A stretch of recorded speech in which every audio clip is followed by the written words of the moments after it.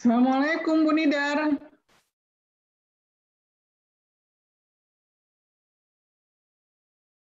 Suaranya nggak keluar Bu Nidar.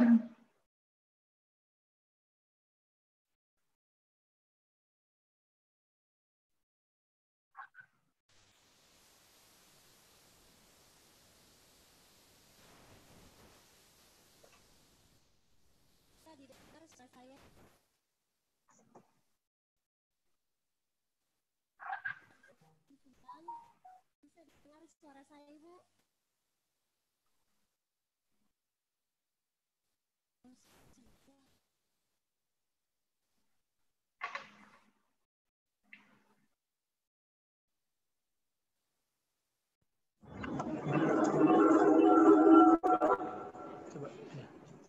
Kata bisa pakai ini lah. Bisa.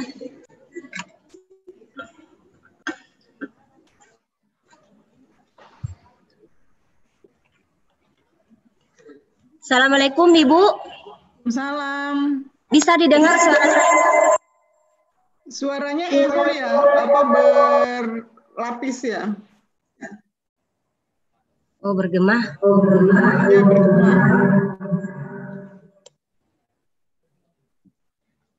Tapi yang penting kan suara Ibu jelas nggak? Jelas Ibu, jelas suaranya Ibu. Oh ya, yang penting kan suara Ibu jelas, tapi di situnya. Oh iya. Ya, sudah boleh kan? Baik. Kita boleh mulai, Bu. Ya, oke. Baik, ya. Host, tolong Ibu mau share screen ya? Ini masih nggak bisa share screen. Siap, Bu, siap.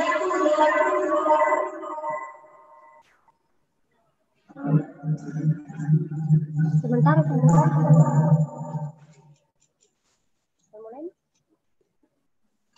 Ya, Assalamualaikum warahmatullahi wabarakatuh. Selamat siang semuanya. Salam sejahtera untuk kita semua. Om Swastiastu. Yang terhormat Ketua Yayasan Stikes Widya Nusantara Palu, Ibu Dr. Pesta Kori Matang Diploma MUMKes. Yang terhormat Ketua Stikes Widya Nusantara Palu, Bapak Dr. Tigor Has Tumorang MHMKes. Yang kami muliakan Ibu Dr. Arianti Saleh SKP MKes, narasumber kita pada hari ini. Selamat datang Ibu, terima kasih atas waktunya sehingga bisa membawakan materi pada kegiatan kami di Stikes Widya Nusantara Palu. Hari ini memang adalah hari pertama kita kuliah umum dengan menggunakan via Zoom. Biasanya kita kuliah umum dengan face to face atau bertemu langsung. Baik Bapak Ibu sekalian dan teman-teman mahasiswa, puji syukur kehadirat Allah Subhanahu wa taala karena kita diberikan kesempatan sehingga bisa bertemu di tempat ini dalam keadaan sehat walafiat. Baik, untuk lebih mengefisienkan waktu, kita mulai perkuliahan umum ini dengan tema peningkatan imunitas fisik dan psikis di masa pandemi COVID-19 yang akan dibawakan oleh Ibu Dr. Arianti Saleh SKP MKes. Beliau adalah dosen di Universitas Hasanuddin. Posisi beliau saat ini adalah dekan pada Fakultas Keperawatan Universitas Hasanuddin. Adapun pengalaman kerja beliau salah satunya selama 5 tahun terakhir adalah yang keterkaitan dengan tema kita pada hari ini adalah beliau pernah menjadi Dewan Penasehat Wilayah pada Ikatan Perawat Kesehatan Jiwa Indonesia periode 2013-2018. Untuk itu, dengan hormat kami persilahkan kepada Ibu Dr. Arianti Saleh untuk membawakan materinya. Kami persilahkan Ibu. Ya, saya udah bisa ya. Oh, oke.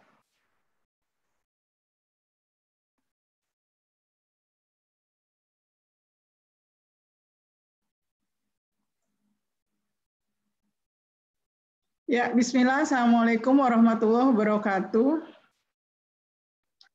Alhamdulillahirrabbilalamin, siang hari ini kita bisa bertemu walaupun lewat dunia maya ya, tapi tentunya tidak mengurangi rasa keterikatan kita untuk sama-sama mengembangkan kapasitas kita, mahasiswa kita, juga kapasitas dari teman-teman sebagai pengelola.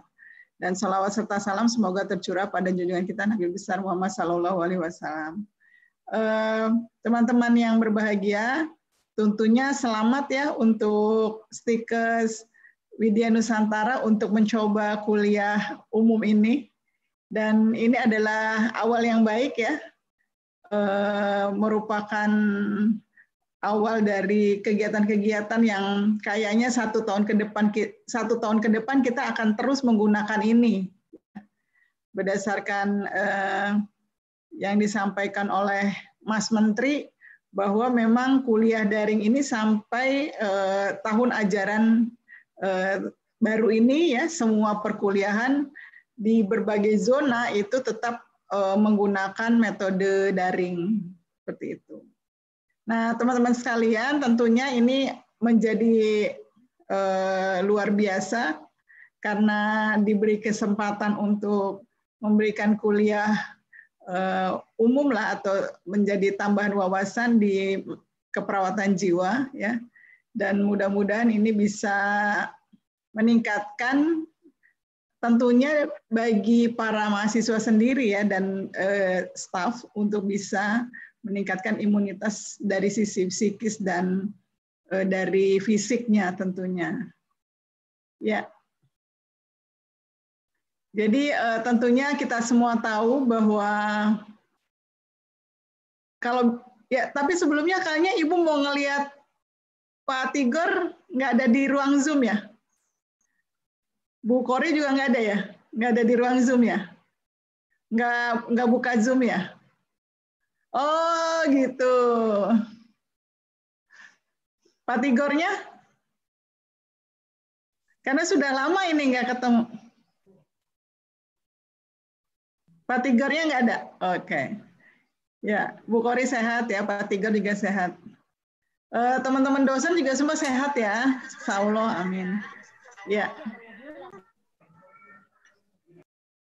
Ya, sekali lagi bahwa kita berada dalam masa pandemik ini sudah hampir 4 bulan ya, kita berada dalam kondisi pandemik dunia COVID-19 ini yang akan secara sadar atau tidak sadar telah mempengaruhi kehidupan kita baik fisik maupun psikis ya.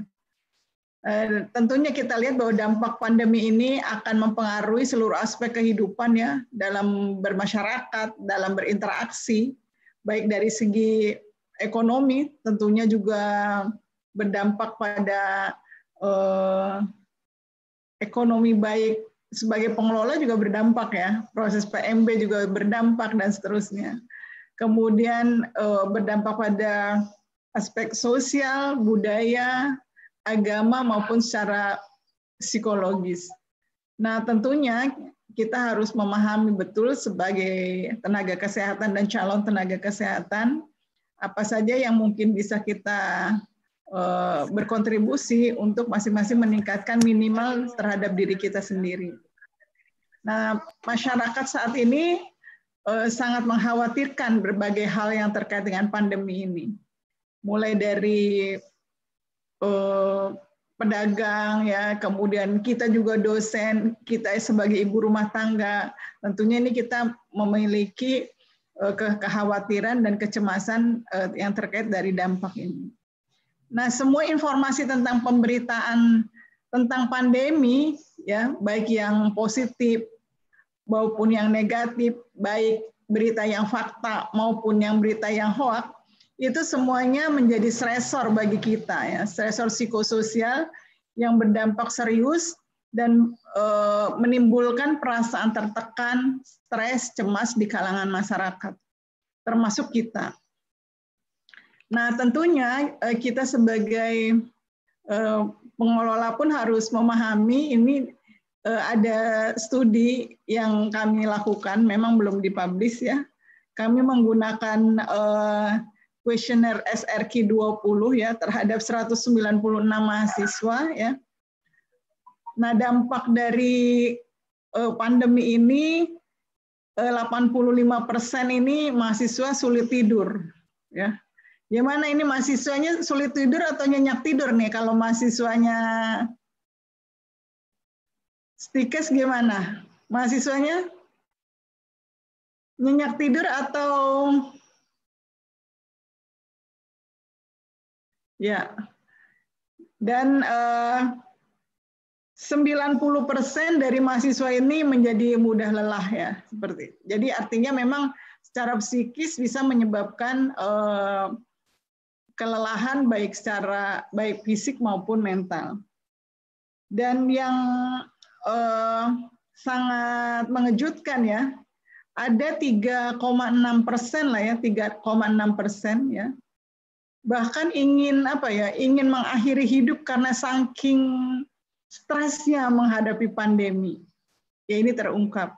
Nah, oleh sebab itu kita sebagai pengelola harus paham betul, ini harus bisa melihat bagaimana kondisi mahasiswa kita ya. Dan ini juga menjadi salah satu hal yang memang perlu kita kelola bersama terkait dengan.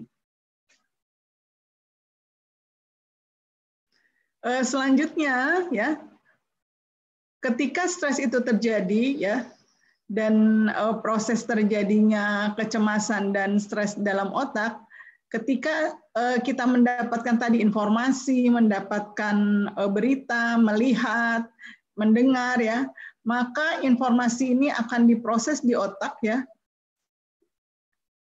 Dan kita tahu bahwa informasi yang masuk itu akan berproses dengan sendirinya di otak. Dan ketika stresor tadi yang dilihat tadi, yang didengar dan alami tadi ya, otak akan mengeluarkan hormon kortisol ya, hormon stres ya. Jadi ketika ada kondisi yang stres, maka hormon kortisol ini meningkat ya. Nah, kortisol ini menyebabkan efek pada berbagai organ tubuh ya, yang salah satu dampaknya adalah menyebabkan reaksi psikosomatis. Nah, hormon stres ini ya, tentunya banyak gunanya ya, bahwa hormon kortisol ini dikeluarkan ya, dilepaskan oleh kelenjar adrenal ya. Ketika ada informasi ya, menjadi feedback yang memberikan dampak ya. Nah, secara fungsi hormon ini dikeluarkan memiliki peran untuk membantu tubuh ya, membantu diri seseorang untuk mengatasi situasi yang penuh tekanan. Dan dengan dikeluarkannya hormon kortisol, maka tubuh akan merespon ya dari sisi ketakutan ataupun stres, dan ini mendorong untuk dikeluarkannya, tubuh akan memilih apakah fight atau flight dari stresor tersebut. Nah, dari dampak-dampaknya ini, maka hormon stres ini memberikan dampak secara fisik ya, baik fisik maupun psikis pada seseorang. Ada beberapa efek yang disebabkan oleh stres tadi. Tentunya stres ini terkait dengan tadi hormon yang dikeluarkan, yaitu terjadi perubahan mood dari seorang ya, bisa menjadi depresi, bisa menjadi lebih cepat marah ya, kemudian menjadi irritable, uring-uringan ya, kemudian menjadi tadi lack of energy, jadi artinya merasa kayak seperti loyo ya. Kemudian konsentrasi menjadi bermasalah ya, tidur menjadi tidak teratur ya, cepat terbangun, sakit kepala, bahkan muncul gangguan-gangguan mental seperti kecemasan ya, dan mungkin terjadi kepanikan yang memang dialami oleh seseorang tersebut. Nah, selain itu ya, dampak dari stres ini akan meningkatkan tekanan darah, meningkatkan denyut ya, nadi ya, denyut jantung ya, dan meningkatkan kolesterol, dan kemungkinan bisa menyebabkan gangguan dalam jantung ya, attack pada jantung. Tentunya high kolesterol ini karena disebabkan bahwa hormon ini akan meningkatkan proses terjadinya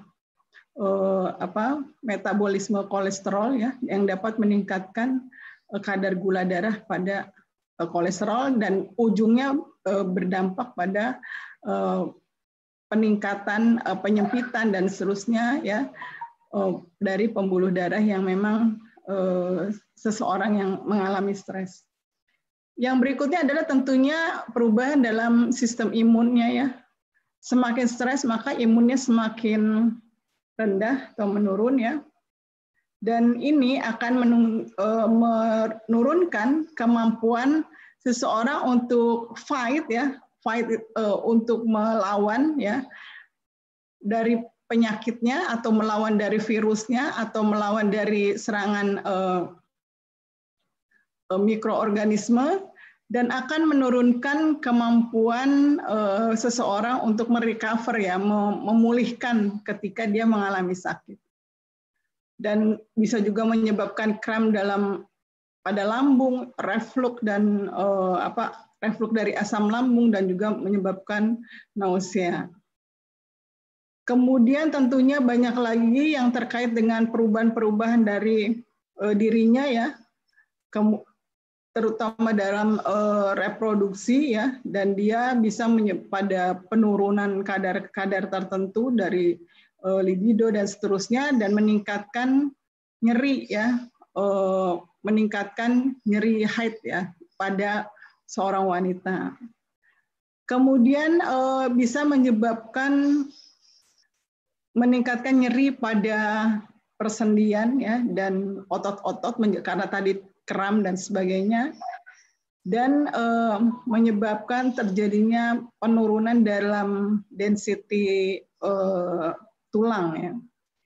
Nah, anak-anakku semua, bahwa semua ini ya menunjukkan bahwa stres itu secara langsung berefek pada perubahan-perubahan fisik yang bisa menyebabkan seorang ini secara keseluruhan imunitasnya menjadi rendah. Dan ketika imunitas menjadi rendah, maka akan menyebabkan dia terserang dari beberapa mikroorganisme termasuk virus ini. Oke.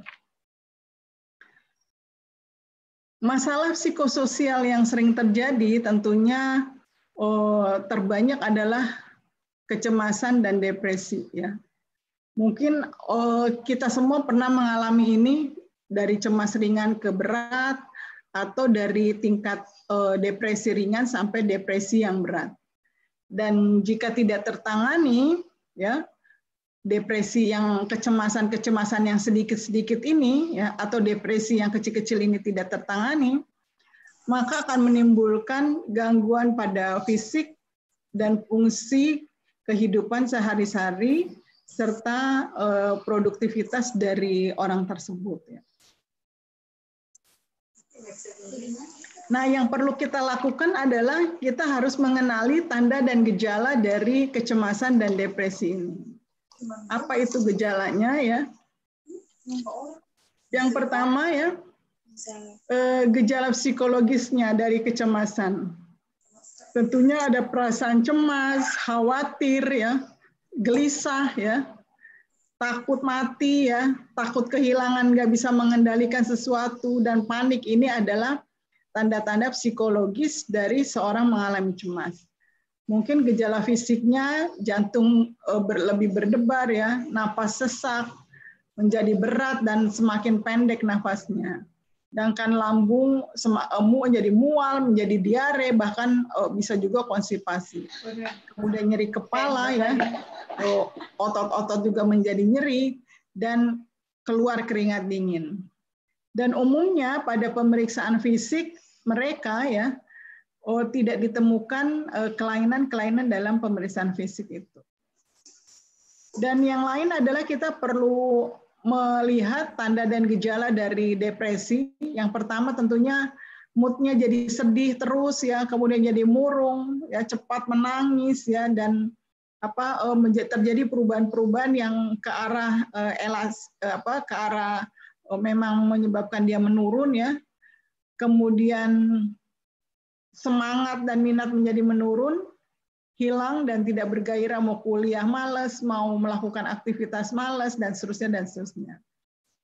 Tadi energi berkurang, hilang, dan tadi cirinya adalah mudah lelah. Jadi mudah lelah ini memang salah satu ciri dari depresi. Ya. Nah, gejala tambahannya ya, seseorang itu akan mengalami gangguan dalam pola tidurnya, gangguan dalam pola makannya, ya, fokus dan konsentrasi menurun, ya, nyeri bahkan gatal di beberapa anggota tubuh yang berpindah dan hilang timbul, ya. Pandangan masa depan suram, ya, memiliki perasaan bersalah, berdosa dan pikiran yang terulang-ulang, ya, satu pikiran yang terulang-ulang, dan kemungkinan tadi yang seperti data yang saya sampaikan tadi 3,6% dari beberapa mahasiswa ini keingin untuk mengakhiri hidupnya. Nauzubillah ya, jangan sampai terjadi seperti itu. Oke, selanjutnya setelah kita mengenali tanda dengan gejala yang gangguan psikososial ini, kita melihat apa sih yang perlu kita lakukan ya untuk bisa meningkatkan imunitas kita. Tetap beberapa hal yang akan masuk ke dalam diri kita, tetapi imun kita menjadi lebih meningkat ya, imun kita menjadi lebih tinggi sehingga kita bisa melakukan perlawanan terhadap serangan-serangan virus atau mikroorganisme yang masuk ke dalam diri kita. Nah, peningkatan kesehatan fisik dan psikis ini ya sudah ada dijelaskan sebagai bentuk juga informasi saya sampaikan bahwa saat ini bentuk pelayanan kesehatan jiwa itu memang bisa diakses di DKJPS-nya IPKJI ya, itu nanti bisa diakses bukunya gratis ya, dan bisa dilihat apakah memang beberapa kegiatan-kegiatannya juga bisa dilihat.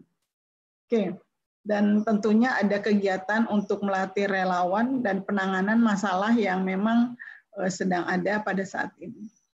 Oke, yang perlu dilakukan tadi sesuai dengan tema kita ya, bahwa bagaimana meningkatkan imunitas fisik dan meningkatkan imunitas dari psikis kita. Nah, tentunya yang pertama sebelum masuk ke sini ada beberapa upaya promosi yang bisa kita lakukan untuk meningkatkan ya juga. Yang pertama tentunya kita mengurangi stresor. Gimana caranya mengurangi stresor? Nah, cara mengurangi stresor tentunya dengan mengurangi membuka medsos ya, ini salah satu caranya.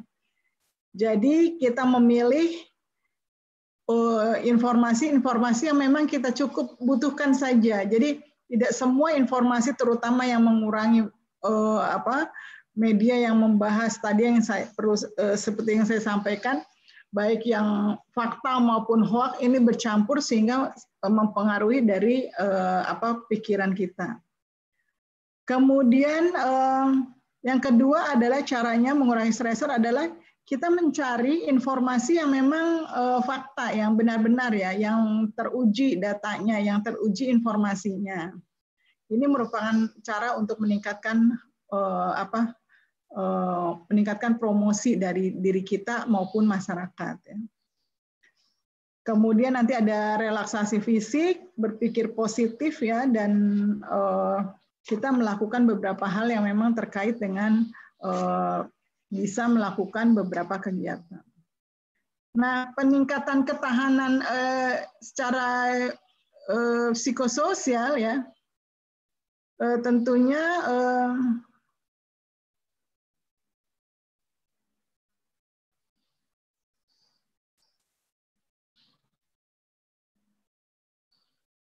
tentunya kita memiliki visi rileks ya, kemudian memiliki emosi yang positif, pikiran positif, dan perilaku positif. Tetapi tentunya kita dalam melihat kondisi ini menjadi yang penting adalah tadi peningkatan secara psikis adalah tentunya dengan relaksasi yang kita melakukan upaya-upaya relaksasi fisik ya, nafas dalam, kemudian kita relaksasi otot progresif ya, kepala, merilekskan ya, dan tentunya olahraga secara rutin. Yang berikutnya adalah tentu fisik rileks ya tadi, emosi positif. Ini adalah prinsipnya, emosi positif, pikiran positif, perilaku positif, relasi positif, dan spiritual positif. Nah, yang pertama adalah fisik ini rileks ya. Saya kira kalau untuk materi tarik nafas dalamnya sudah, dan relaksasi otot progresifnya ini sudah belajar ya di KDK ya, atau di KD ini, di KD ya sudah belajar tekniknya. Jadi nanti tinggal dipraktekkan bagaimana caranya untuk meningkatkan fisik agar rileks ya. Dan satu lagi tentunya olahraga secara teratur. Karena sekarang adalah WFH, maka kesempatan untuk bisa berolahraga itu menjadi lebih banyak peluangnya. Saya kira di Palu juga pantainya sudah bisa digunakan belum untuk mandi-mandi air laut ini? Belum bisa ya? Sudah, Bu. Sudah. Kalau sudah ya bisa dilakukan aktivitas juga ya seperti itu.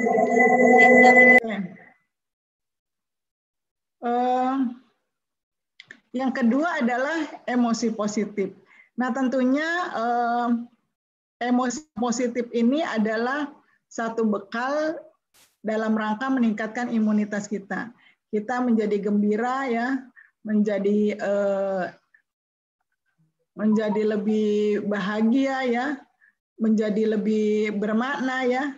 Nah ini semua menyebabkan autonomic nervous system activation-nya ini berfungsi ya, yaitu nanti dia akan menurunkan tadi, kalau tadi stres meningkatkan kadar kortisol, maka dengan gembira maka ini akan merangsang di nervous system ini untuk menurunkan kadar kortisol dan kortison ini. Dan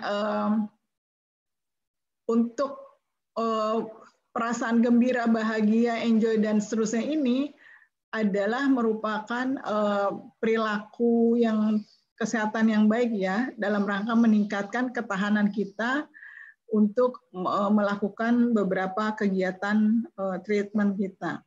Nah, dengan adanya perasaan atau emosi yang positif ini, maka endorfin akan meningkat. Endorfin ini adalah hormon tadi bahagia yang lawannya kortisol ya. Jadi kalau sudah kortisol meningkat, kemudian kita relaksasi, emosi positif, kemudian kortisolnya menurun, maka endorfinnya meningkat. Makanya dia merupakan hormon bahagia ya seperti itu. Dan imunitas kita menjadi meningkat dan kepatuhan terhadap perawatan juga akan meningkat. Yang berikutnya adalah pikiran positif ya. Karena pikiran tentunya membuat kita tadi menjadi stuck ya beberapa hal ya. Di dalam pikiran positif ini tentunya ada untuk bisa kita ya melihat pikiran-pikiran mana yang mau kita kembangkan gitu ya, untuk bisa kita melihat yang dapat berguna untuk peningkatan imunitas kita ya. Mengenang semua pengalaman yang menyenangkan, kemudian bicara pada diri sendiri tentang hal yang positif ya, dan yakin bahwa pandemi ini juga akan segera berakhir ya, dan menghindari pikiran negatif dan berita hoax ya. Nah ini ada direkomendasi ya dari beberapa literatur yang kita kenal dengan Apple ya, APPLE ya, Apple ya. Yang pertama adalah knowledge ya.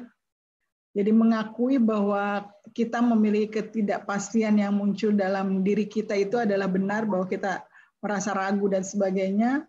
Kemudian yang P-nya adalah kita mempause ya, mempause dari pikiran kita atau membuat jeda ya, dengan melakukan nafas dalam, kemudian berhenti, kemudian melanjutkan lagi nafas dalam, rileks. Nah, itu merupakan cara yang kedua ya, yang dari pikiran positif ini. Kemudian melakukan pullback ya. Pullback ini adalah mengatakan pada diri sendiri bahwa kekhawatiran itu juga tidak berguna ya. Jadi bicara pada diri sendiri hal yang positif. Jadi bahwa kenapa harus ragu, kenapa harus khawatir. Nah, itu harus pullback itu sehingga pikiran-pikiran itu menjadi terhindar atau bisa kita lewatkan. Yang L-nya adalah let's go. Jadi kita melepaskan pikiran tadi, yang perasaan-perasaan tadi yang mengganggu ya. Dan kita memasukkan pikiran-pikiran yang lebih positif ya, yang bisa menguatkan. Nah, yang terakhir adalah explore ya, dari Apple itu explore. Kita menjelajahi saat ini karena faktanya tentunya kan kita selalu didominasi oleh pikiran tadi. Maka dengan adanya explore ini adalah kita melihat bahwa faktanya tuh saya masih sehat, saya masih hidup, masih bisa bernafas, masih bisa makan, masih bisa bertemu dengan orang, masih bisa ketemu keluarga, dan sebagainya. Nah, itu menjadi hal yang bisa dilakukan dalam mengembangkan pikiran yang positif ini. Oke. Nah, yang berikut adalah mengembangkan perilaku yang positif. Ini juga menjadi sangat penting. Jadi kalau tadi sudah pikiran emosinya positif, kemudian tadi pikirannya positif, maka harus diikuti oleh perilaku yang positif. Terutama tentunya perilaku positif pada diri sendiri, tadi latihan olahraganya, latihannya, ketertibannya dalam menjalankan protokol-protokol kesehatan. Kemudian kita juga berperilaku positif terhadap keluarga ya. Perilaku positif dengan orang lain, pakai masker, cuci tangan ya, karena tentunya akan melindungi diri kita dan orang lain juga dari penularan. Nah, juga kita memperlakukan positif bagi lingkungan kita. Dan ini menunjukkan bahwa kita memang memiliki tanggung jawab dan respect terhadap apa yang terjadi, dan kita akan menjadikan diri kita adalah seseorang yang memang baik ya, dan atau layak dalam memperjuangkan atau dalam menghadapi pandemi ini. Oke. Yang berikut adalah yang perlu dikembangkan adalah dalam meningkatkan imunitas adalah relasi yang positif. Jadi tentunya dari beberapa tips ini, ketika kita pandemi kita tidak boleh memutus relasi, karena sepertinya ya, dengan adanya pandemi ini bukan berarti, misalnya contohnya, bukan berarti Bu Yanti nggak bisa lagi ke Palu kan, tetapi dengan teknik Zoom ini justru malah memungkinkan ya untuk bisa lebih kapan saja bisa bertemu, kapan saja bisa berdiskusi ya, walaupun menggunakan media Zoom ini atau media dari daring ini. Artinya relasi itu tidak boleh putus ya, hubungan itu tidak boleh putus, karena dialah salah satu cara meningkatkan imunitas. Kayaknya semua kelompok, semua aktivitas sekarang dilakukan melalui Zoom ini, walaupun ini bukan satu-satunya cara ya, banyak, ada Google Meet, ada beberapa Webex ya, itu juga bisa menggunakan bisa digunakan untuk program kuliah daring seperti ini. Nah, relasi yang positif ini tentunya kita memberikan salam ya pada teman kita, memberi pujian, memberi harapan ya, saling mendukung, saling tolong-menolong, kemudian berbagi hal yang positif. Jadi kalau kita udah tahu bahwa ini berita hoax, jangan disebar ya. Atau berita ini tidak ada validitasnya, itu jangan disebar. Nah, ini karena dalam rangka tadi mempertahankan relasi yang positif, dan tentunya menghindari diskusi-diskusi hal-hal yang tadi yang negatif atau tidak berguna. Ya. Nah, yang terakhir tentunya adalah sebagai seorang yang memiliki, yang beriman ya dengan kepercayaannya masing-masing, maka spiritual kita itu juga harus tetap jaga ya. Spiritual kita harus lebih positif, banyak waktu untuk bisa melakukan kegiatan-kegiatan spiritual, lebih banyak waktu, lebih banyak kesempatan untuk meningkatkan semua kegiatan-kegiatan yang pada biasa itu tidak, rasa-rasanya tidak mungkin dilakukan atau terbatas dilakukan. Makanya dengan adanya kondisi ini, maka spiritual kita tentunya harusnya lebih meningkat. Yaitu berdoa, berdoa untuk masyarakat, berdoa juga untuk keluarga dan seterusnya.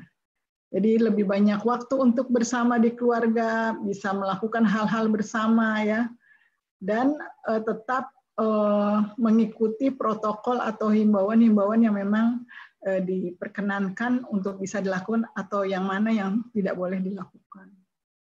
Ini adalah beberapa cara meningkatkan imunitas kita ya, dalam rangka menjaga baik secara fisik maupun secara psikis yang bisa kita lihat dari beberapa hal ini. Nah, ini saya sampaikan ya dari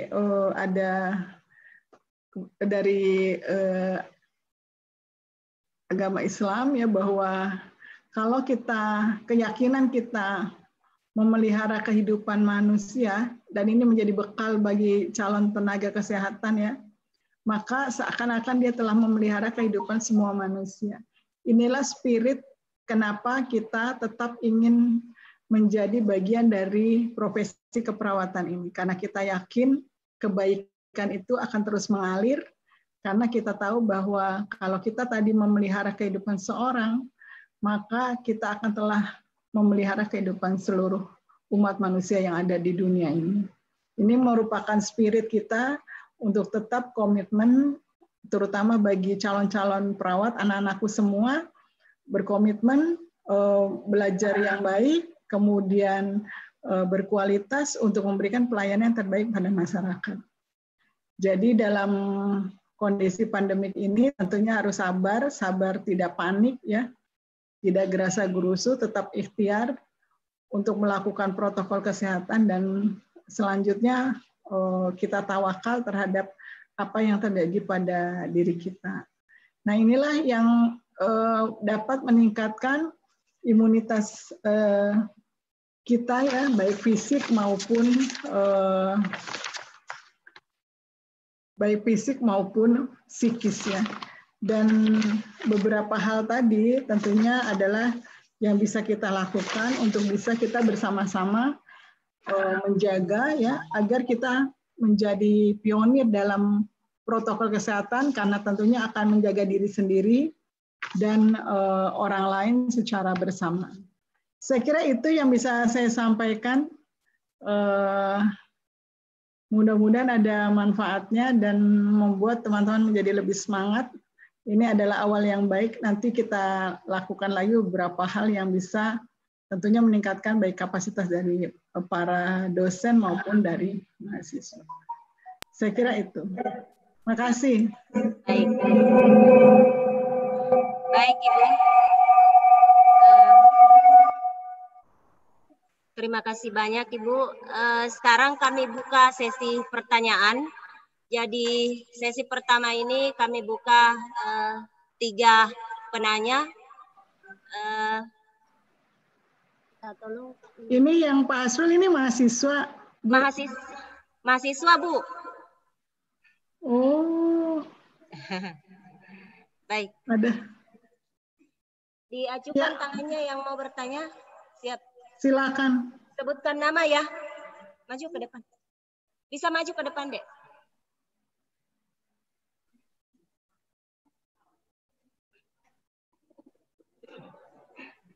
Ini mahasiswa tingkat berapa ini? Tingkat 2, Ibu. Oh. Tingkat 2 dengan tingkat 3 sebagian. Pak Lu tuh zonanya apa ya? Zonanya merah Pak ya? Udah orange atau? Zona merah, Bu. Oh, masih merah ya. Tapi tetap kita sesuai protokol kesehatan, memakai masker dengan cuci tangan dan jaga jarak. Baik. Ya, silakan kalau ada pertanyaan. Ya.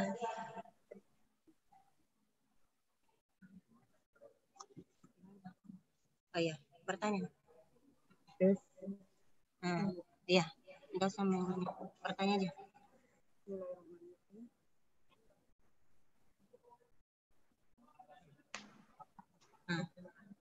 Mana? Iya, pertanyaan. Suaranya kurang kedengaran ya? Kurang kedengaran, Bu. Iya.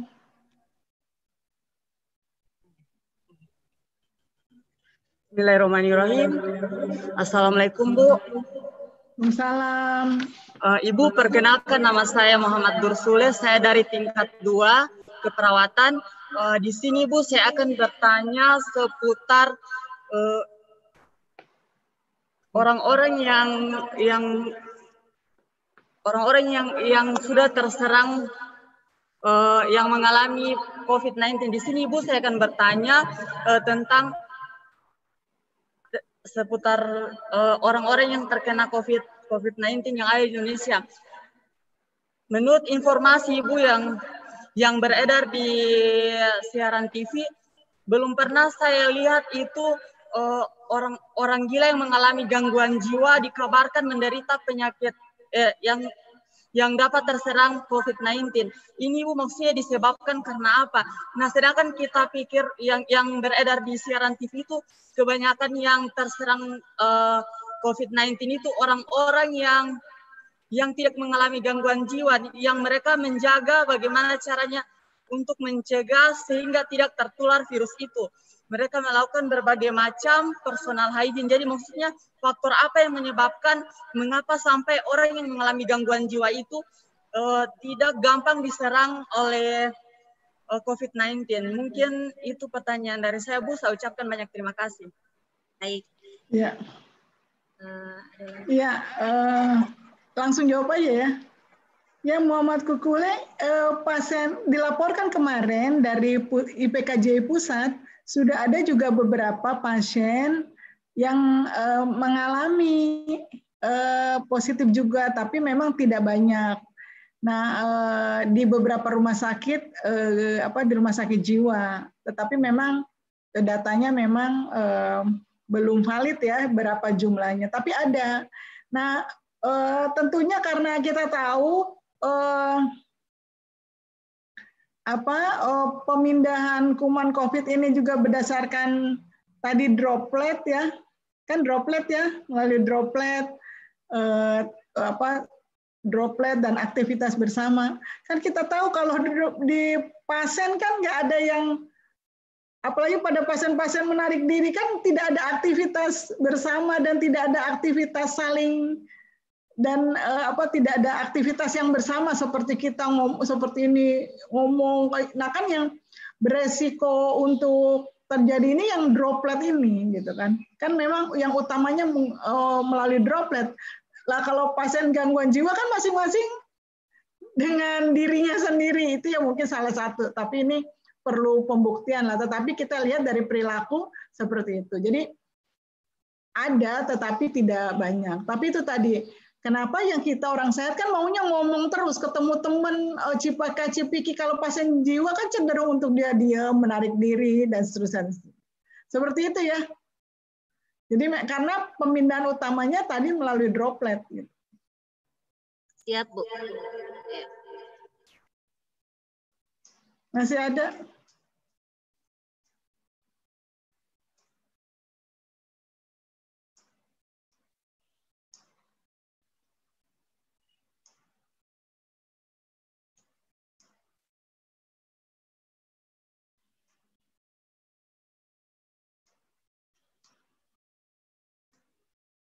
Oke, masih ada? Ayo, ada lagi yang mau bertanya? Nanti materinya Ibu share ke Bu Nidar ya? Ya Bu, siap Bu. Ya, materinya nanti Ibu share ke Bu Nidar. Siap Bu. Masih ada lagi yang mau bertanya, Bu? Satu orang lagi. Oke. Siap.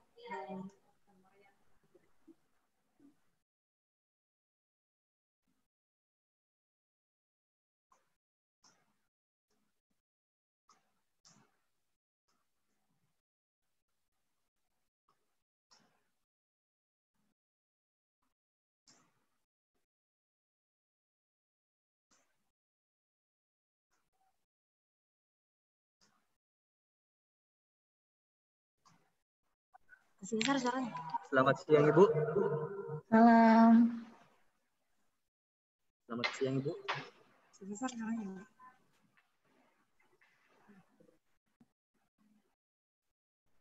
Selamat siang, Bu. Ya, selamat siang.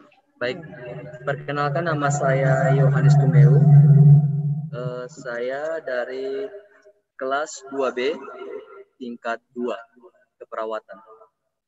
Baik, pertanyaan saya, Bu, yang ingin saya tanyakan tentang seputar perilaku positif.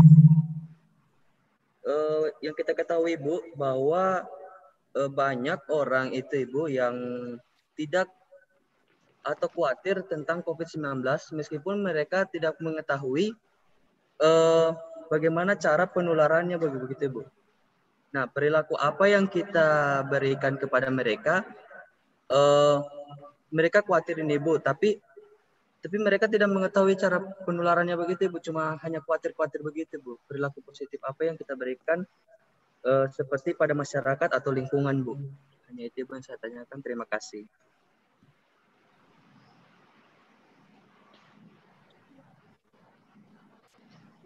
Ya, oke. Nah, ini menjadi hal yang penting bagi kalian yang calon-calon tenaga kesehatan. Harusnya mulai dilakukan aktivitas, mungkin nanti oleh dibimbing oleh para dosen dan pengelola melakukan aktivitas pengabdian masyarakat untuk melakukan edukasi. Jadi melakukan edukasi bahwa penularannya seperti ini yang utama. Kenapa harus menjaga jarak? Kenapa harus pakai masker? Kenapa harus cuci tangan? Nah, itu sangat penting ya. Nah, itu yang perlu diedukasikan ya untuk pengabdian masyarakat.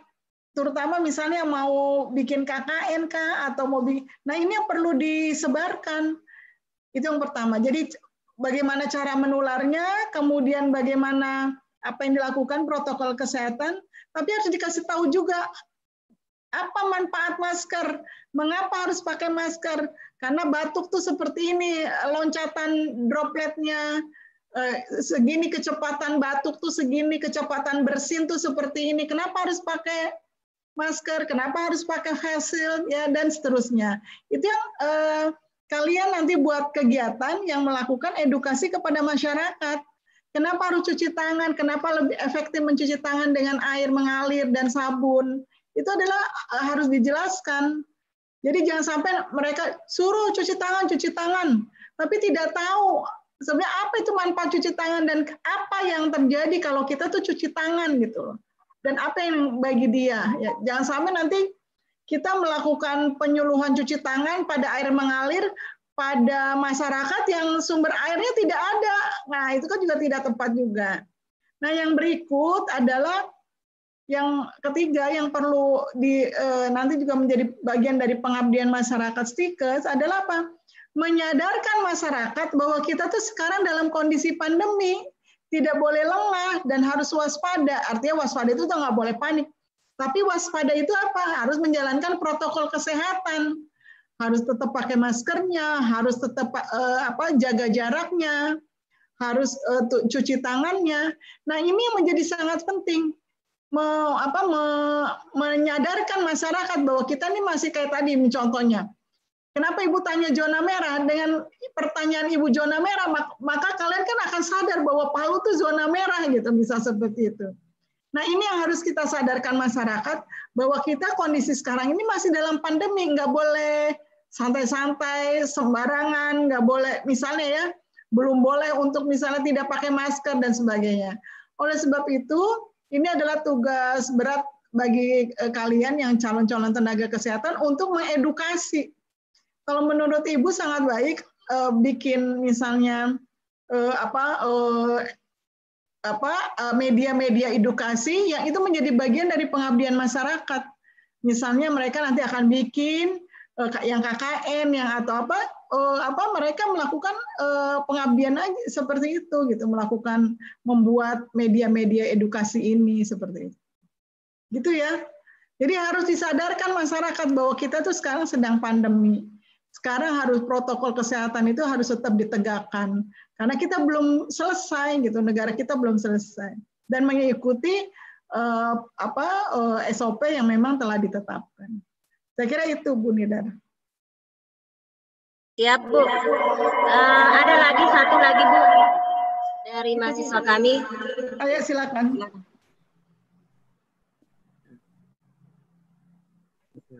Assalamualaikum warahmatullahi wabarakatuh Bu. Waalaikumsalam. Perkenalkan, nama saya Abdul Ghani, saya tingkat 2 keperawatan Bu. Di sini saya ingin menanyakan tentang sistem imun.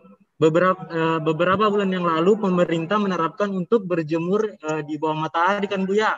Itu untuk meningkatkan sistem imun kita. Selain berjemur di bawah matahari, apalagi yang bisa membuat sistem imun kita meningkat Ibu.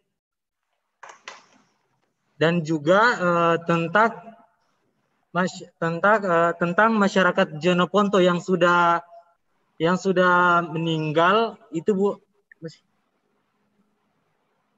yang dikeluarkan jasadnya Ibu, yang sudah, apakah itu menular dengan kita atau tidak Ibu? Makasih Bu. Ya,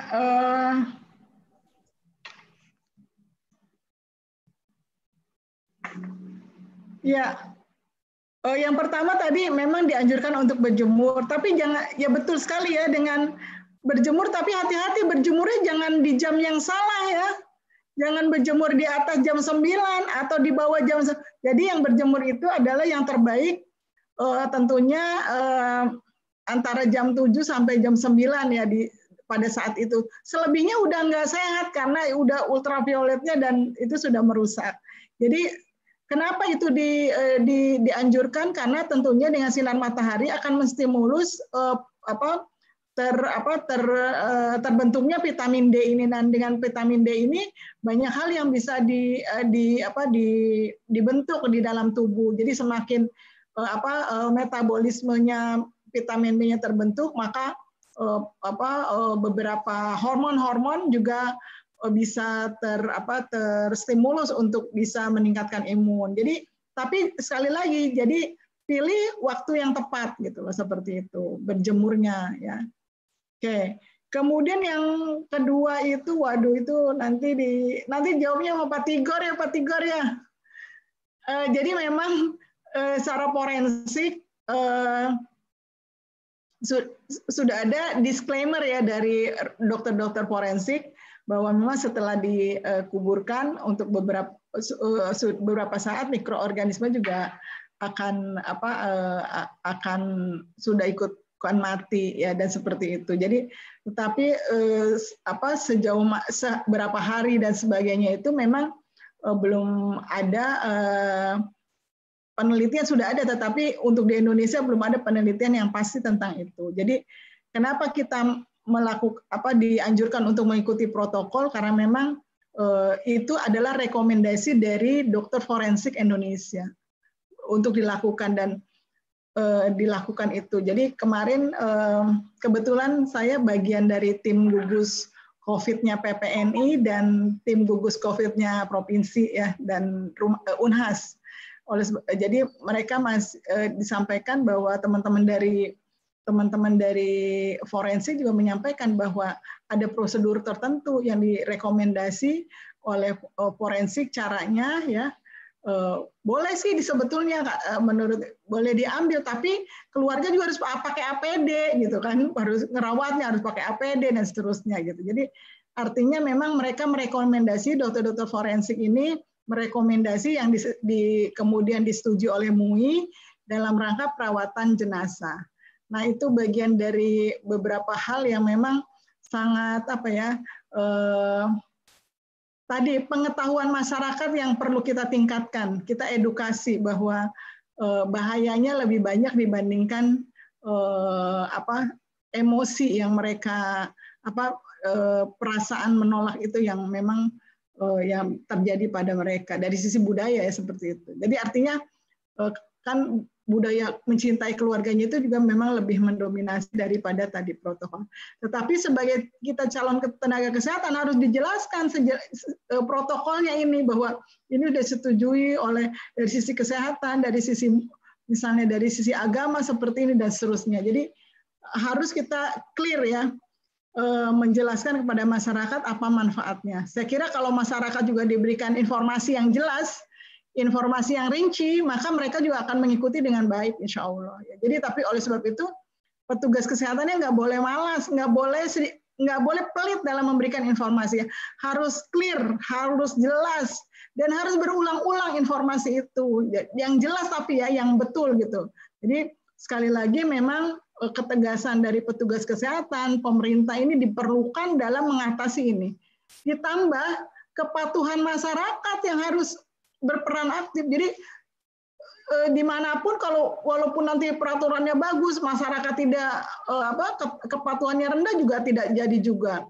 Atau masyarakatnya patuh tapi misalnya pengambil kepentingan pemangku kepentingannya juga tidak tegas juga tidak jadi juga. Artinya dua aspek ini antara pengambil keputusan, pengambil kebijakan dengan masyarakat untuk tetap mengikuti kepatuhan ditambah dengan peraturan yang tegas, maka insya Allah kita bisa ngelewatin masa ini dengan bersama-sama ya, kita berdoa ya seperti itu.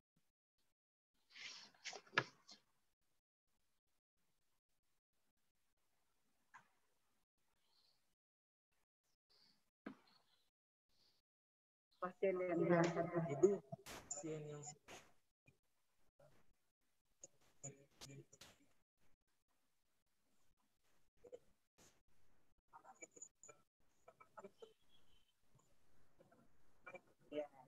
karena kan banyak orang yang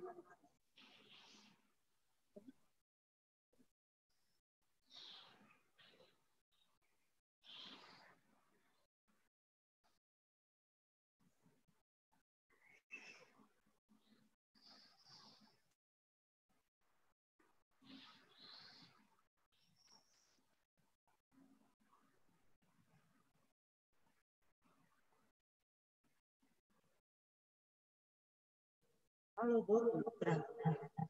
Halo Bu.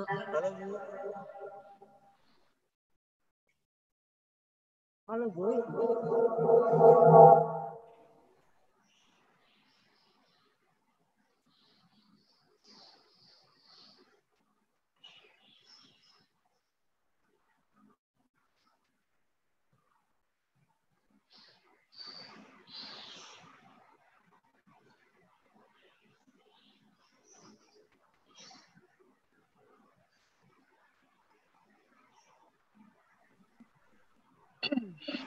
Baik.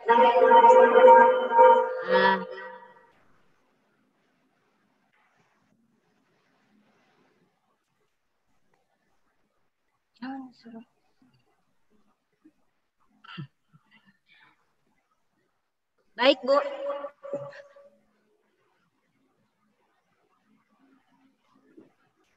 Ya.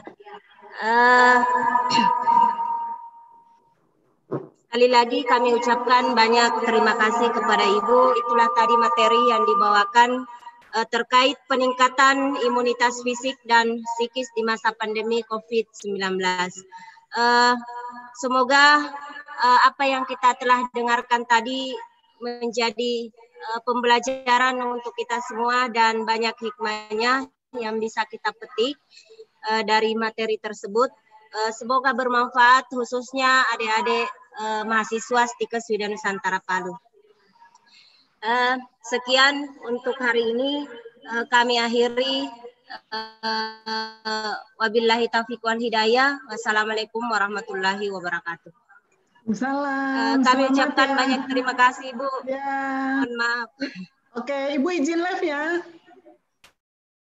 Siap Bu, siap.